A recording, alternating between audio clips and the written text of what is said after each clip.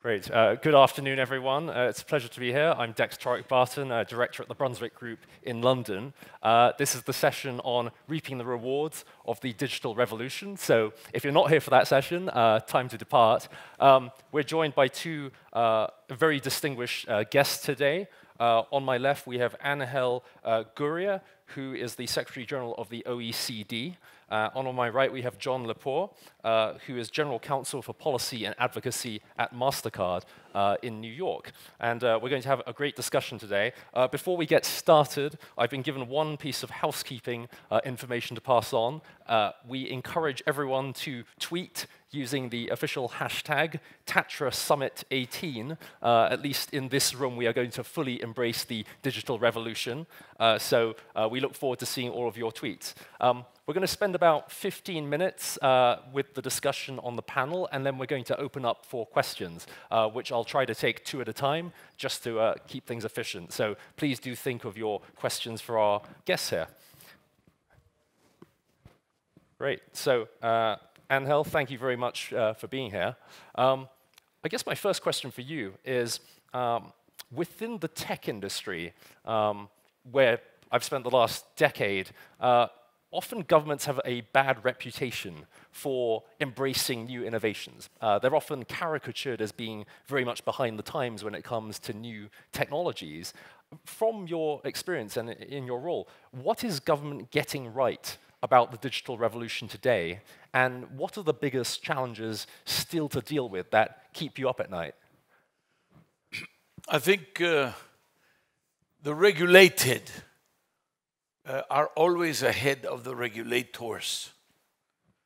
When it comes to digital, they're a mile ahead. The nature of the problem, the nature of the challenges is such that when you're a regulator trying to catch up with the industry, it's so fast, and also because in the end what you want is to regulate. The logic of regulation means something is relatively stationary, and then you diagnose it well, and then you find out the better way in which it can work. That doesn't apply to digital. In fact, the word disruptive used to be a bad word. And now everybody's competing to see who is more disruptive than the next guy.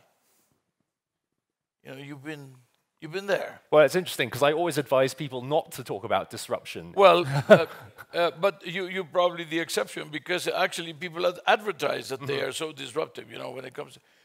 And governments are totally, by nature, you know, against disruption. What they want is order, predictability, control, etc. So the question is, how does one adapt? What is the ultimate mandate of governments, which is well-being, and which is to use anything that comes up so that it adds to well-being, welfare, the wellness of society. And also the do no harm rule, which means how do you avoid the bad part? For example, in digital, we've calculated that the OECD, 14% of the jobs are at stake of being basically displaced by technology. But 1/3 of the total jobs are in danger of being disrupted. So about half of the total workforce is going to suffer the consequences of the advance in technology. It's massive. How do you take advantage of, let's say, the best features? How do you avoid the bad part? How do you help digital become a force for equality rather than inequality, for gender parity rather than discriminate against gender? How do you make the digital work in favor of higher productivity and more competition rather than winner-take-all type of logic when you do not have competition? These are the kinds of things that regulators are thinking about, the governments are thinking about. And I fully accept the, I would say, guilty as charged, that the governments are behind. In a way, they always are, but in this particular case. But don't underestimate the capacity of the governments. If the governments actually perceive that there is a moment in which a particular technology, a particular progress, advance, or whatever it is, innovation, is actually affecting wide swaths of the population, they will act. And then what happens is that because they always act with a very heavy hand, they will act perhaps somewhat, brutally.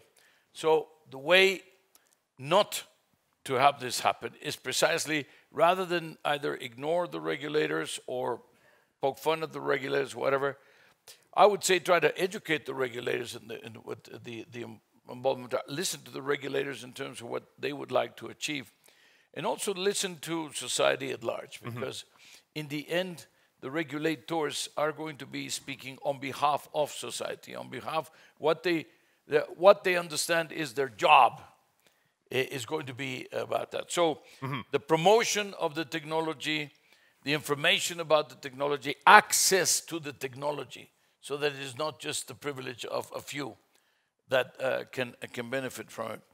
The skills to deal with the technology, preservation of competition, the promotion of STEM, of the girls, Sure. STEM in particular.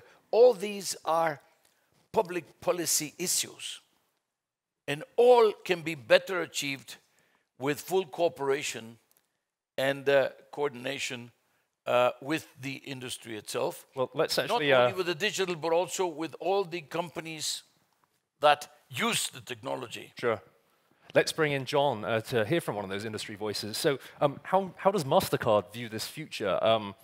What do you see as the biggest sort of social and economic consequences of that disruption? And how is Mastercard going about responding to those? So one of the clearest benefits of the digital revolution in the payments industry has been the financial inclusion benefits. Because one of the loneliest places to be in the world is unbanked and trapped in a cash economy, because you are at risk of all sorts of fraud, and you are disconnected from the global economy. So what we have seen around the world is that by digitizing payments, your mobile becomes both a payment device, and for small merchants, it becomes an acceptance device. And connecting both small merchants and unbanked citizens has created a huge opportunity to address financial inclusion. So in terms of social benefits, that's one of the clearest. Would you say that you are a technology optimist when you look at the future? Well, we describe ourselves these days as a technology company. So I wouldn't be working there if I weren't a technology optimist, so I would say yes. Excellent. Well, before asking Ángel about this question, we were discussing this backstage before we started. I understand Mastercard's doing some interesting stuff in AI. And obviously, AI is the real hot-button topic at the conference. Everyone's talking about AI and the future consequences of that. How is Mastercard thinking about AI? How big a piece is that going to be in that future strategy for you? And let me say up front, I'm not an AI expert. But I do know that we've made some acquisitions in that space, specifically to bring inside the company technology that we deploy to protect card users against fraud. So there are a lot of uses for AI, but we are using it to protect consumers. Right. Are you worried that AI and the next wave of emerging technologies is going to overwhelm the capacity of the existing institutions, including the regulators, to manage all of these challenges? You can't take a position that it's going to be overwhelming to deal with it. You have to take a position that you have to understand what you're talking about. AI itself, like every one of these issues, it's a universe, And then whether you're talking about payment systems, or whether you're talking about creating life, or whether you're talking about, and then there's ethical issues and big red lines, or whether you're talking about simply machines learning more about how to do things better among themselves.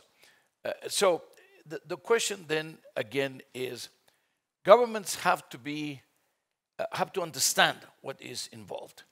they have to understand the technology, they have to understand the implications, they have to understand the limits. That is very important, the limits. How far can you go with the technology, even if you could go further, but where does society put the limits of what you can do with this kind of technology? And then last but not least, again, how do you use it for the benefit? How do you use it for to avoid the harm, and how do you use it to leapfrog? How do you use it for education? How do you use it for health? How do you use it to have children learn more, and not only just by memory, but also to do more about what it is that they can do with what they know, and how and the emotional skills, social skills, all these things.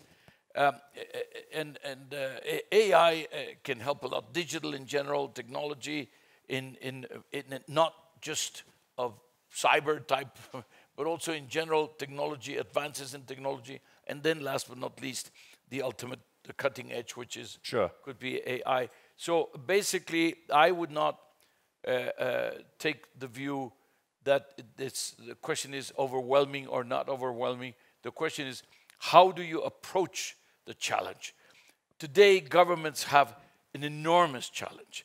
Some of them do not fully grasp the importance and the size and the implications. Some of them are already, advancing, and actually leading. Who do you think is doing the best job there? Who's at the front of that? Well, it's almost a cliche to say that the Estonians, are leading the charge. I used to remember that their president Ilves, who's but the ultimate plugged-in, wired-in guy. But basically, I would say that it's in the U.S. where things are happening. Right. Where there's more vibrancy, where there's more things happening at the same time, and therefore where then eventually things kind of become more widespread, and then they become, well, if not part of the norm, but at least they are more, they leak down. Right. So I would say the United States. There are places like Israel where all these things are happening. There's wherever you have a very large military complex, that helps because your base is bigger. But I would say when you have all these research institutions, and when you have the idea of the startups, is so appealing, and you have societies, and that's very my own country, Mexico, but also in Europe. When you fail once and you get this stigma for life. I remember Jean Candel in Jerusalem that was telling me, well, basically, if somebody has not failed twice, we don't give him a capital in order to get his startup going, So the whole logic about, and in the US, I think this is very much alive and well. So I would say, yes, this is where it's really happening, or where more things are happening. Silicon Valley, right. Your nest there. Totally. Could I quickly add to that? I mean, one area that hasn't been raised yet today is digital identity. And we're rapidly at a point, I think all of us can relate to, not being able to memorize another password for your login for whatever app or service you want to use online. And so there's a lot of interest right now across many industries looking at how to solve the digital identity problem. In order for the private sector to address that, it really needs to be enabled by government. And Australia, from what we have seen, Australia is the government at the forefront by creating a regulatory framework that allows the private sector to innovate for the benefit of consumers, to create a digital identity that you can use online that's, one, easier, but two, better protected. And in contrast, the U.S. is actually very far behind. The U.S. hasn't looked at how to address its own systems, so that it could enable the private sector to innovate and provide these solutions. Interesting. I would say Europe is in the middle, certainly Estonia, but the countries we've looked at, Poland, Belgium, the UK, are also taking leadership positions on digital identity. Interesting. So I would be remiss as a Silicon Valley guy not to ask a question here about blockchain technology, since it is the other buzzword. Of course, yes. To what extent do you see blockchain as an important part of that? We have big investments in blockchain. We have a number of patents in that space. We haven't yet deployed it, but we're looking at various different use cases, especially in the faster payments area. So we see this as a key part of the digital future for payments. Right. But Dex, with blockchain, blockchain is not a policy. Blockchain is not a regulation. Blockchain is a tool. The question is, you have to make the tool part of the regulation so that you can then do the policy.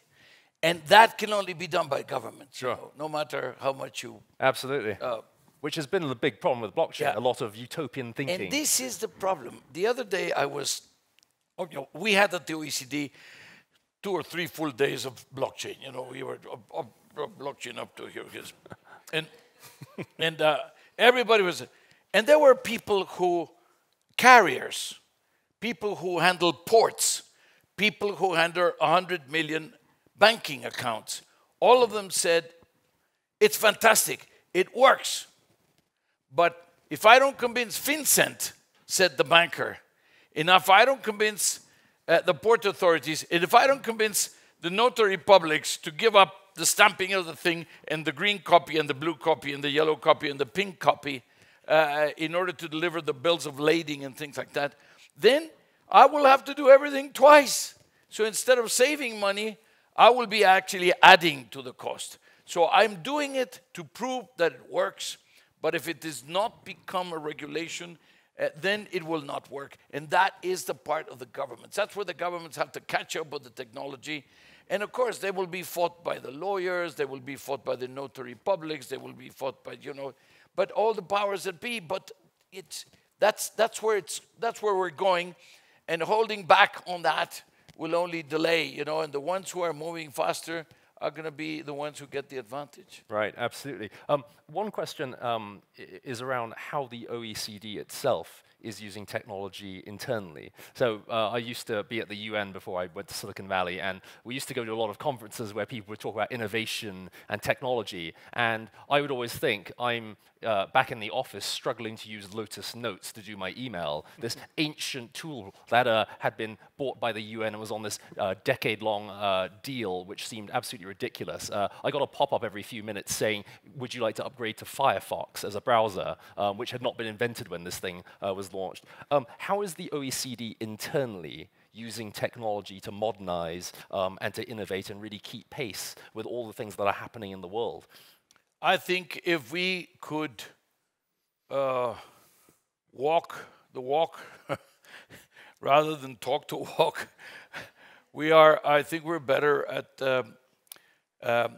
proposing, you know, our motto is better policies for better lives. No.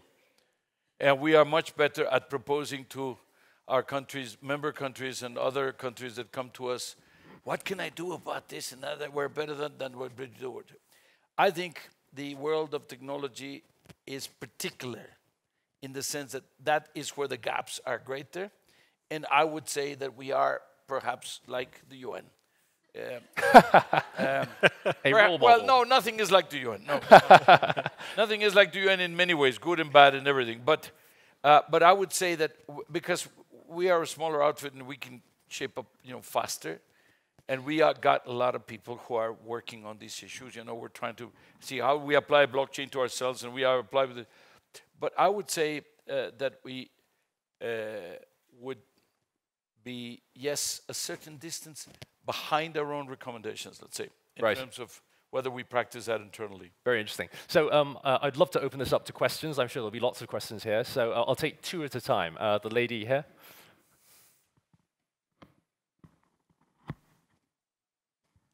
Hello, thank you very much. My name is Asia Kovrakova. I'm the director of the European Citizen Action Service. We are an European association, not for profit. So I'm not from the government and I'm not from the business. So therefore, my question to the speakers is, can you elaborate a bit more on your perspective of how you see the digital transformation effect on our democracies? We know that, yes, we know that citizens are informing themselves in a different way, that they're not very interested in politics as traditionally practiced, and at the same time, apparently technology provides new forms and possibilities for more collaborative decision making. Thank you, excellent. And this gentleman here? Mark Fisher, G+ Europe. the examples that get quoted for being the most advanced countries when it comes to digital, Estonia, Israel, yes, the US, but also parts of the US. I've lived in the US. There are parts of the US that are amazingly 21st or 22nd century, and there are parts that are rather charmingly 18th century.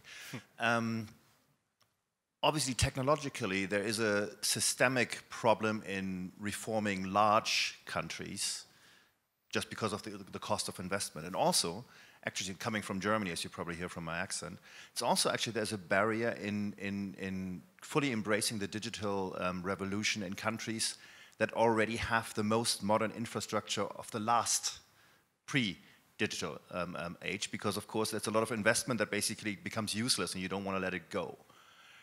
Is there a real debate about this, and how do these countries deal with this, and how do they then get the political will to really make the investments? Because obviously Europe will not succeed if it's just Estonia. Estonia has 2 million inhabitants, as awesome as they are. Sure. Ángel, you want to? Czech Republic took 9 months to form a government. Mark Rutte took only 7 months to form a government. Angela Merkel took 5 months to form a government. The unexpected results of the Italian election, the unexpected fragmentation and the very dramatic transformation of the Spanish political situation, Austria, you know, and more recently Sweden. The very dramatic expression, and not only in Europe, United States, Brexit, of course. And then Mexico, just results. We're all waiting for Brazil, especially for the second round. What does it tell you? There's so many angry people, practically everywhere. All they are voting for is change, and even worse, sometimes they're not even voting. If a fraction of the 60% of the youth whose future was at stake in the case of Brexit had actually voted, they would have turned the thing around and we wouldn't be having these pains today, you know. And I say this because I fought very hard for Remain, and you know, we lost. But then what happened? Of course, the campaign for Remain was like they were trying to elect the prom queen rather than, you know, like playing the future of the UK. It was very amateurish, but sure. Still. What am I saying this? Because there obviously is a question of delivery, of services, of quality, of opportunities, of health services, yes, but also of education, but jobs. The differences, the inequalities are growing rather than shrinking. You know, so what you have is a situation where you have a lot of people who are very angry, a lot of people who are very dissatisfied, and digital has the potential to help you bring it together, or has a potential, like it has happened already in many places, in many instances, where they widen the differences because the access is biased for those that already have the access, and therefore it's going to just get bigger and bigger and bigger and bigger. So the question of challenging the democracies is yes, but again, don't put digital in democracy. It's how digital can help us with public policies that are more effective, so that they do not challenge the democracy and we do not have the completely disparate results with elections that we're having today, where the whole of our values are at stake, and everything that we believe in, everything we built over the last 100 years is being cast doubts on. Sure. And well, I'd like to bring in John, actually. Maybe take on the second question, maybe the first question too, you know, what your view on... Yeah. I'll address the first one. Lots of angry and the people. second one, quickly. Just very practically speaking, I mean, I talked about financial inclusion earlier, but I also think digital payments, which is the area I know best, if you look at how governments can deploy digital payments to improve the experience of citizens dealing with their government, whether it's making a payment to government or in some parts of the world receiving a benefit from government, making that more efficient, more standardized, and more protected against fraud and abuse is a definite benefit. Also, to the extent that payments are digitized, the more that is increasing, you'll see a decrease in the so-called gray economy, which will be an automatic benefit in terms of moving fraud and crime out of the system, but also generating more tax revenue. And the third area where we've seen it is in the area with refugees. We've done a lot of support in the refugee space to provide cards so that benefits for refugees are digitized. And what we are finding is that by simply enabling that way of making a transaction, we have ensured that the benefit is actually getting to the people who need it. And in many cases, it's the woman of the household putting her in charge of that card to make sure that the funds are not misused for some other purpose. But also just being able to track that the funds that are provided by multinational institutions are actually being used for the purposes that they were intended. So I think there's great benefits for society and democracy through the digital revolution. On the second question, it's interesting. I hadn't thought about it in terms of the size of the country. And I'm not sure that I think that matters. But I do think your second point is very valid about where countries are on their sort of innovation journey. And I think of China in particular. I lived in China for 5 years and left in 2013. And when I left, I wasn't aware of anyone making a payment on their mobile phone. And now it dominates the market. I mean, it's $1 trillion market with companies I had never heard of before. And this is just in a 5-year span of time. Whereas in the US, you'll find very few people, maybe the millennials or whatever generation is before them are doing payments on their mobile phone, but certainly my friends are not doing it very often. In the case of our German friend, in the case of a country being very large, do not underestimate, first of all, the capacity of the private sector simply out of competitive pressures to catch up. The catch-up. Now, when you are in the business of payments, of course, you have to be kind of the cutting edge because then the other guy will eat your cheese, you know. But even just any activity that you may be on, because they're all susceptible, even the more, well, sector one, agriculture. Everything can be, you can use digital or you can use technology to apply to every sector. And the US, Germany, for example, is a very good example also. When you have very strong competitive forces, and when basically, I would say you have intelligent regulators that understand the challenge and basically have an idea that they will regulate for the benefit of the public, but they will not stifle innovation. This is the very critical balance that you have to establish. But I would join John in saying perhaps the size, because the United States is a bunch of countries, you know, it's a bunch of areas that, states, every city, you know, is like a different country. And the mayors have capacities and the governors have capacities, but then the national regulators have capacities. The public has a capacity. The people, the companies are dramatic innovators. They're pushing the thing through.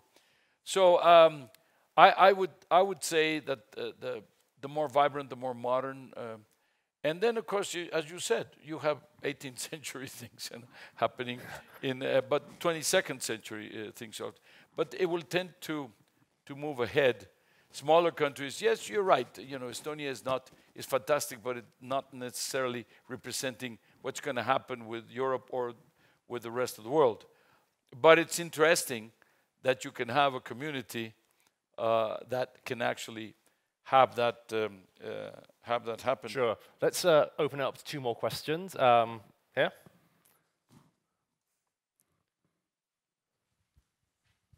Hi there. It's a point that Ángel brought up, but I guess it's a question to all 3 of you, actually. You talked about the need for regulators to engage with society and society to engage with regulators. How do you think you can ensure that you get a plurality, I guess that's a word, it sounds like a word, a plurality of voices from society and not just a narrow set of interests represented towards, you know, a single regulator? It is not a part of people's general anger that we're seeing across the world at the moment because they feel unrepresented and because they feel that their voice is not heard. Right. I think that's let's take one more question. This gentleman in the center here. Thank you. My name is Ziv Tirosh. I am the CEO and founder of a startup from Israel. And we're in the fintech and travel tech area. I'd love to talk about it, but I won't. Thank you. Just one sentence. We are completely disrupting VAT refunds for tourists through digitization. And we deal with that in first world countries, but also in second and third world countries. And the question is, what do you guys see with digitization creating a bigger gap or diminishing the gap between first world countries, OECD countries, and third world countries, and what is the OECD doing to diminish the gap here? Interesting. Let's start with John. So on the first question about plurality of voices, I think that's a key issue, and we face it all the time, because in the space that we operate that's regulated, what you find are sort of two big sort of commercial sides of the debate being the focus of government attention, and those industries being very active in their advocacy efforts. But what is often lost in that debate is the voice of the consumer. And how to get the voice of the consumer louder in those discussions, I think, is a key challenge that we struggle with around the world. On the second question about disruption and various countries at different places in their economic development, I don't think it's a big challenge for the so-called first and second world countries. I just came back from India, and the amount of innovation that's happening there is incredible. And the U.S. is Silicon Valley, so I don't think the first world needs to worry. But I am very much worried about the third world. And we are doing a lot of work in Africa, in Kenya in particular, again, working with small merchants who are disconnected from banks and therefore don't have a stable supply chain and don't have a credit history that would even allow them to have the sort of inventory that they would need to be as financially successful as they would like to be. Mm-hmm. And I do think our efforts are being helpful, and and we have other partners in that space, but I'm not sure that in and of itself is going to be sufficient to address the need. Great. I think you made a very good point. Regulators have the obligation to listen to all the voices. The greatest danger that we have is capture. And that's when the regulators, and it can also be the regulators, but also can be Congress, it can be the executives of a government, are captured either because of their commitments with the financing of campaigns or political parties or whatever, or out of ideology or ignorance. And the three sometimes can happen, sometimes all of the above. And the question, as you say, the regulator basically has the obligation to put the voice of the people in front of the industry and saying, this is what they're asking for, therefore let's give it to them, and talk to the industry so that you can guarantee. But it's the ultimate test, I would say. It's the acid test. And then putting the two together, bringing developing countries together. I think your example is very, very clear.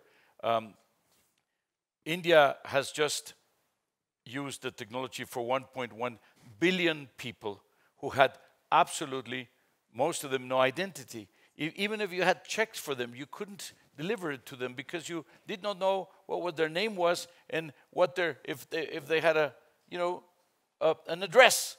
And now they can get the benefits, because of the program that they established. So, and it's not just for payments, but for everything, to have an identity, as you said in the beginning, just to exist, to have a name, to have a place in society, to have some dignity.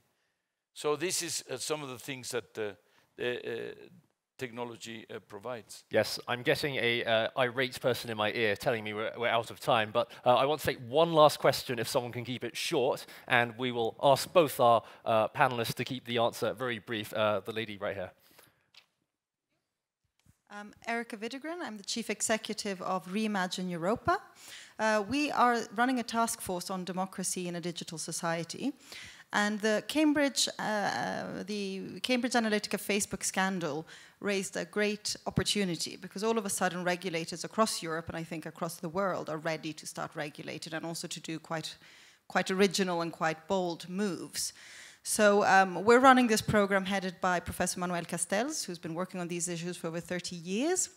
But my question is, one, do you think it would be possible to develop a European model of a digital society? And secondly, if so, what do you think, what would your priority be for that? Great, and let's keep our answers to 30 seconds and we can continue after. Yes, but not as a digital society in terms of the instrument, but digital in support of the type of society that Europe has decided to be, the way they want to go, the roadmap of where they choose, in terms of their way of conceiving themselves, not only as an economy, but also as a society, and also where they want their children to be. And there, use digital to support that model, rather than subjecting the model to the digital. You know, the digital is a tool. It's not a policy. Right, and the closing words to John. Yes, and GDPR creates the conditions to do that. Indeed, it's necessary to do it as a result of GDPR. I was just in Washington this week with a bunch of other tech companies where the debate was, should the US adopt GDPR or something like it? So I do think it's entirely possible for Europe to create that. And just one quick example. We have created a trust in Ireland where we and other companies can deposit the data that we have. And we developed this trust with data protection officers, so it's fully GDPR compliant, so that big data analytics can occur, and the benefits of big data can still be derived for companies and for individuals, but in a way that's fully compliant with GDPR. So I think that's already the beginning of creating the type of society you were talking about. Excellent. Ladies and gentlemen, Ángel Gurría and John Lepore. Thank you very much.